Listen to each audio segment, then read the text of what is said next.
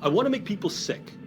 And what I do here is the virus is not necessarily the bug. The virus is what I put over the internet.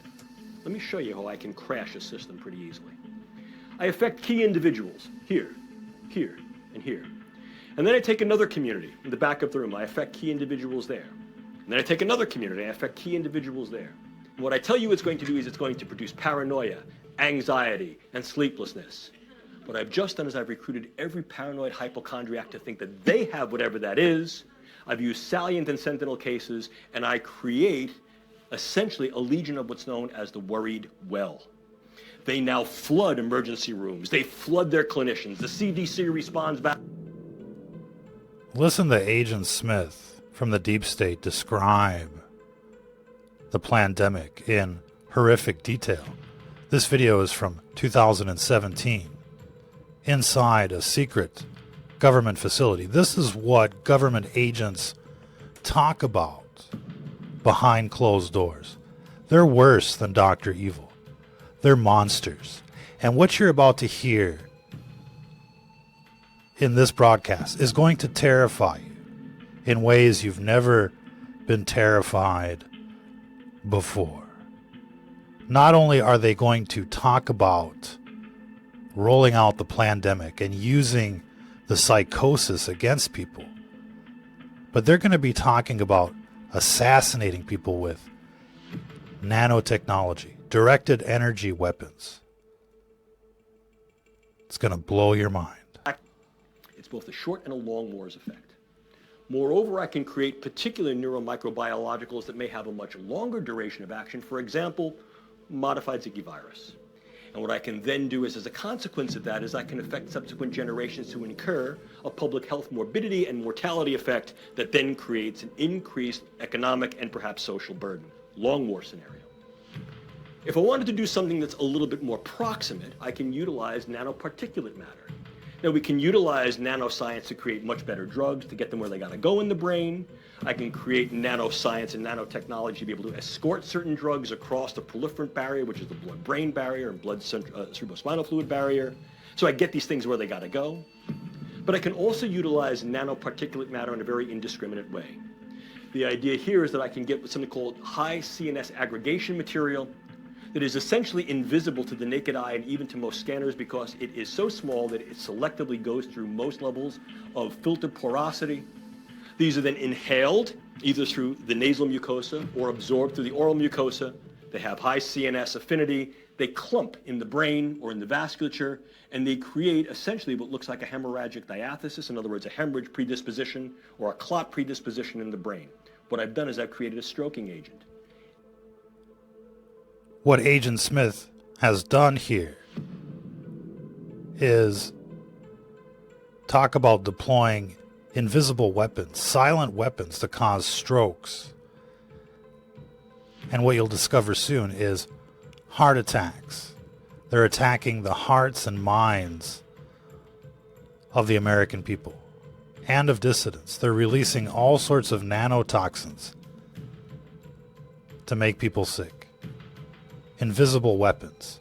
This is what they specialize in. And not only are they using chemicals and biologicals, but also energy weapons. You're about to discover how deep this rabbit hole goes, but it's beyond insanity. It's beyond Dr. Evil. We can also utilize these interventional technologies in those ways that may able to directly affect the brain. Probably the one that you've heard about most recently, most contemporaneously in the literature, is the possibility to use some form of directed energy to affect physiology peripherally and also to affect the physiology and health of the brain. Really, one of the things we can also do is transcranial neuromodulation, the idea of going through the skull to modulate the node and network activity of the brain, to optimize the performance of key individuals in certain tasks and performances that are relatively to their missional space. And we can also do that against hostile or perhaps belligerent others. We can go further to implant certain brain-machine interfaces. These are many of the DARPA programs that you may hear of now. Probably the one that is most notorious, in a very good sense, is something called the N3 program, which is the non-invasive neurosurgical neuromodulation program. And so they're deploying energy weapons as well to target people. This is why they've been making fun of things like the tinfoil hat. Endless propaganda, tinfoil hat conspiracy theories. Why?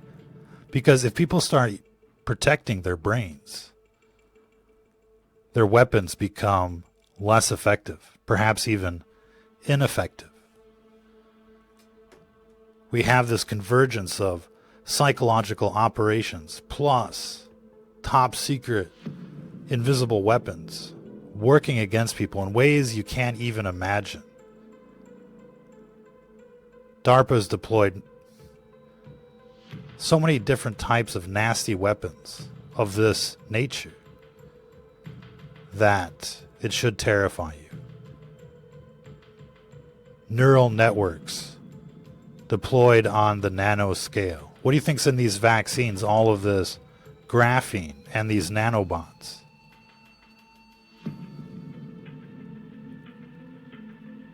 But also energy weapons that target the brain, that kill people while they sleep, like a sniper attack coming in from cell towers, coming in from other relay stations.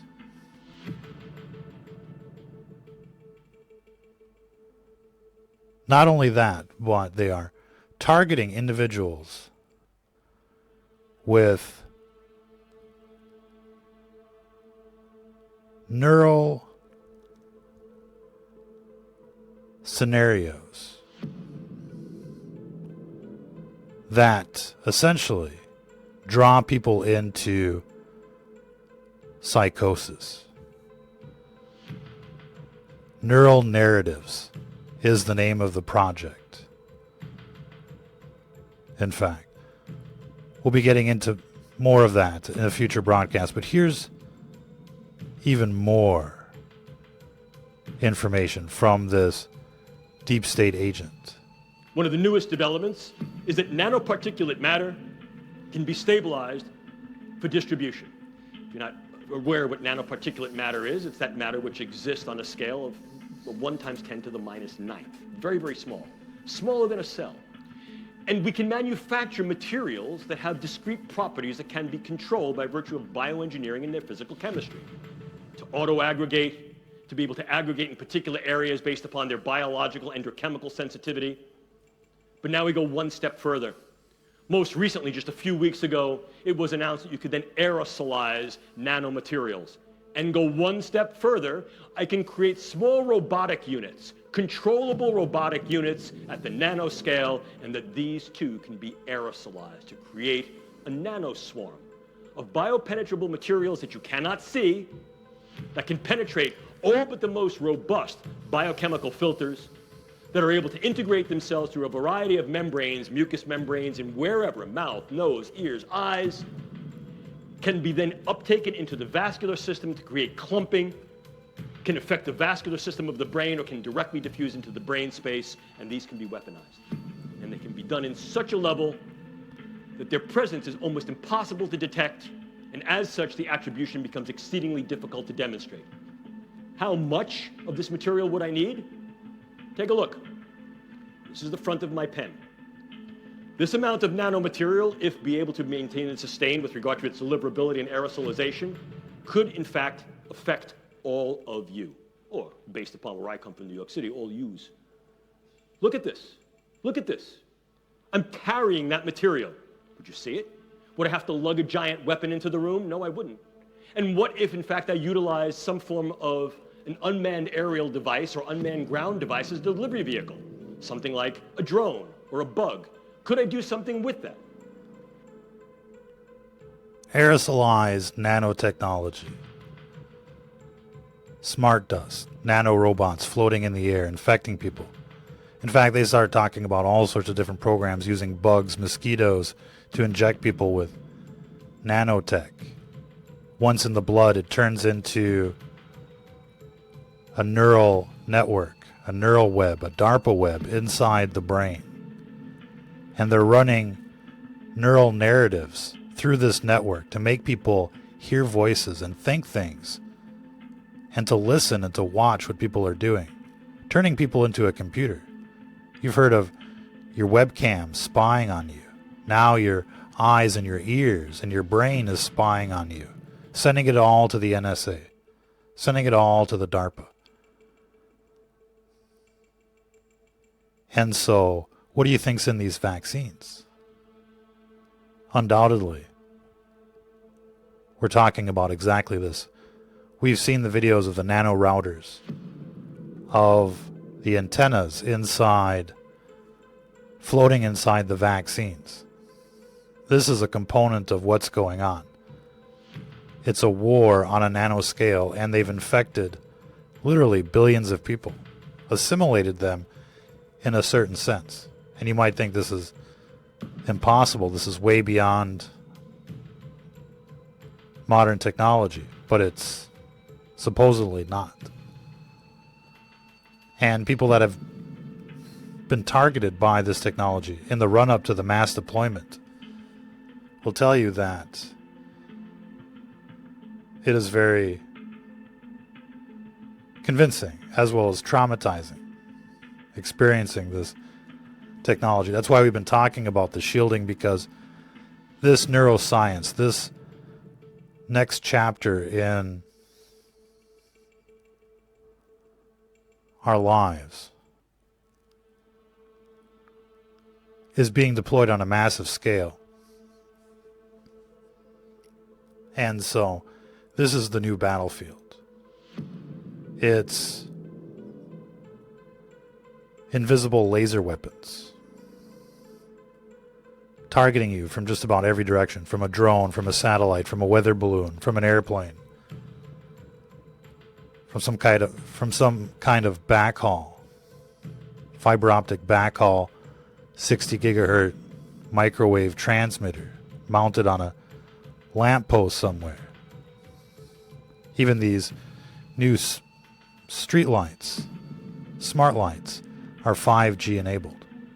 In fact, when you look at these smart cities, you've got burst transmitters everywhere. And all of those can be used as a launch pad for an invisible attack, courtesy of DARPA and the deep state. That's why we've been talking about shielding. And of course, we're dealing with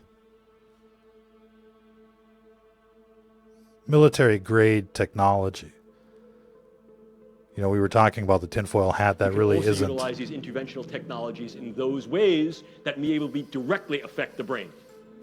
Probably the one that you've heard about most recently, most contemporaneously in the literature, is the possibility to use some form of directed energy to affect physiology peripherally. And directed energy weapons that target the physiology of the brain, the gray matter, the neurons, and the like.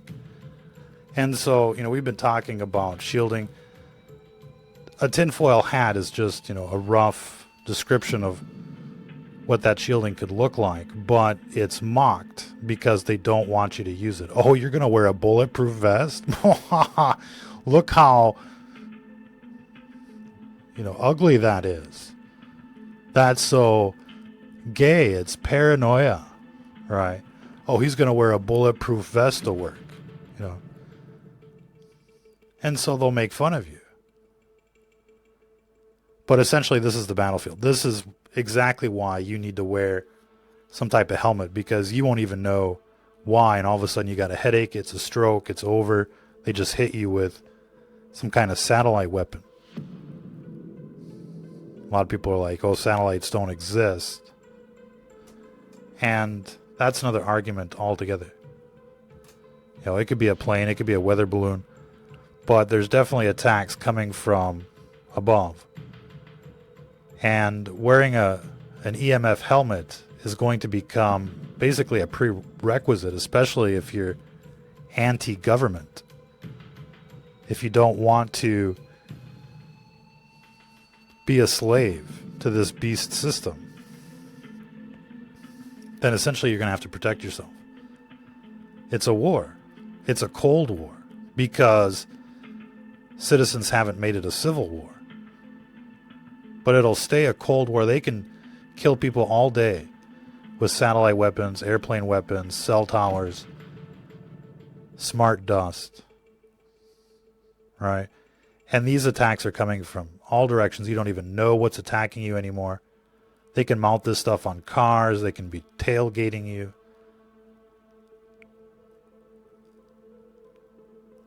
And so you have to make covert EMF protection. It's a covert war. Everybody's like Jason Bourne out there now. The deep state's coming after you, whether you like it or not. And it's too late now. If you've ever been on, a website like InfoWars or posting anything on Facebook, you're already on that red list. Don't even think that you can comply now. They'll never believe it. You think people like that are going to believe you now? So you might as well start investing in shielding. And a helmet is a prerequisite. We recommend, taking a baseball cap and essentially making a skull cap out of whatever materials you can find, but probably 20 layers or so of thick aluminum foil works best, molded into a skull cap. But they can still, hit you in the temple, hit you from behind. It's a nuisance, to say the least. But they also attack the heart. We've been talking about the heart palpitations. These are coming from cell towers and other means. And it's probably a cocktail effect of spike protein from the vaccinated, as well as EMP bursts from the cell towers. But it's a war for hearts and minds. They're going to attack people's hearts and minds. They're going to give people heart attacks and strokes. Make it look like natural causes so that there's no attribution, as they like to put it. Right? No smoking gun, no proof, no evidence, no 911 to call. Nobody can hear you scream. Total nightmare. And so you're also going to have to invest in personal EMF armor and, in fact, make a safe room at home. And, you'll probably want to make it your bedroom because these people like to cook you while you sleep. Attacks are even coming from underground. They can rainbow ELF from one point on the ground to another. Attacks will come from underground. You'll even have to shield under your bed. We recommend sheet metal or Faraday shielding. Using aluminum foil to turn your safe room into a box doesn't work well. Creates a negative feedback loop, turns it into a microwave oven, if you will. So you're going to want to experiment with different types of shielding, but sheet metal and tight metal mesh works best, but sometimes, depending on your level of importance or activism, you're going to need multiple layers of shielding.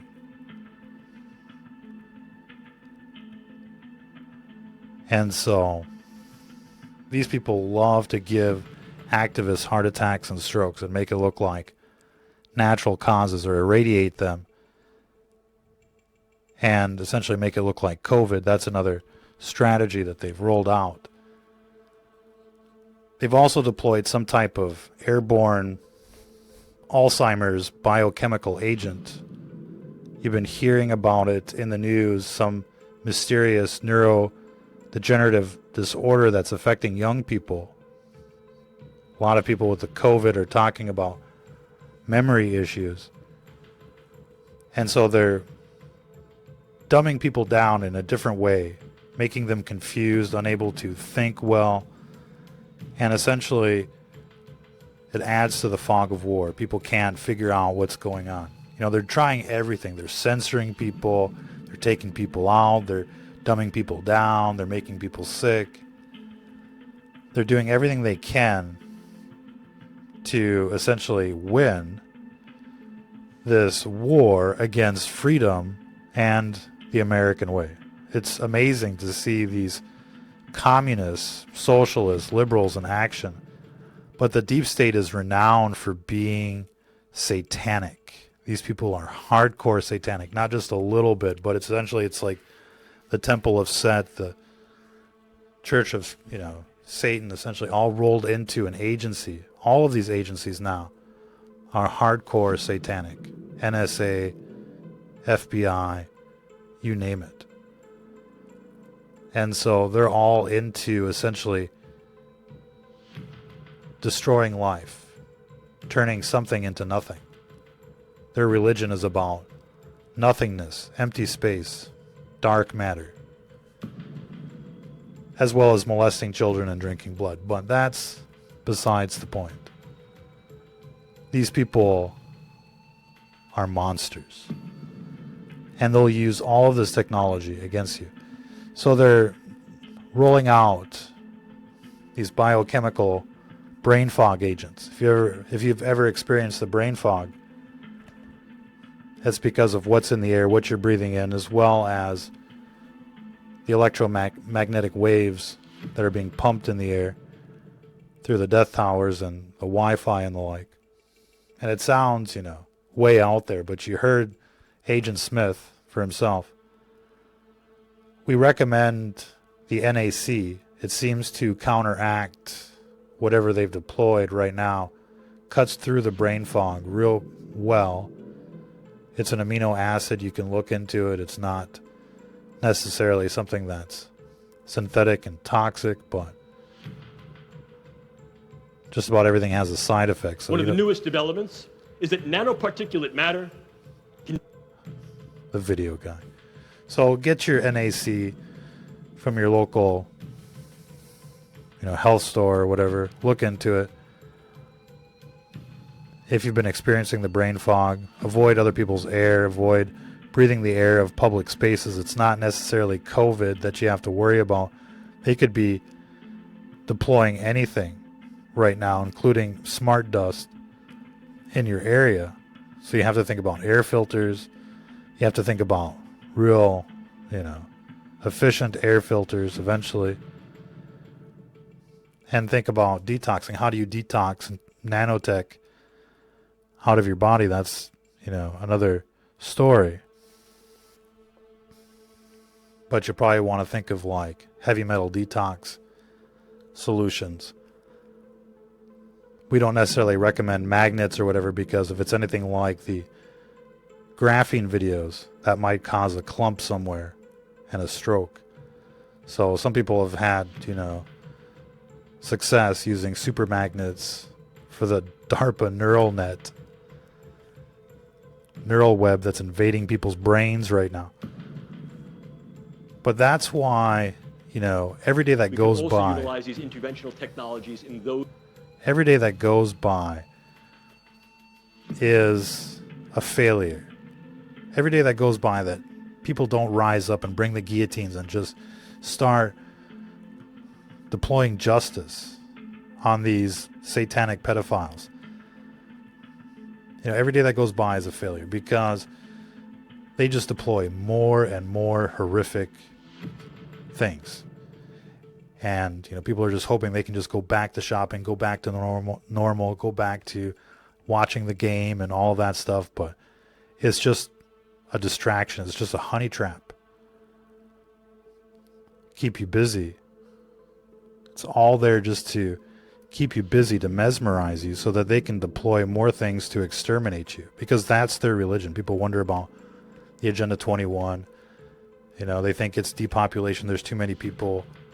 That's just a side story, an excuse. These people are literally into turning the world into a wasteland. They're anti-life. They're not just anti-children, pro-choice kind of thing. These people are literally anti-life. They want to cut every tree down. They want to burn every forest. They want to turn everything into a desert. They want to turn the planet into Mars. And for all we know, that's what happened to Mars. People like this. But that's why, marching around in circles really isn't going to help you or anyone at this stage. It's a war. And they're going to keep executing, genociding people no matter what. So you can hope that an election is going to change something or that they're going to wake up. They're not going to wake up. They're trying to exterminate you. Leave it there for this broadcast. Appreciate everybody tuning in. Feel free to mirror this content. Until the next time, if you're listening to this, you are the resistance.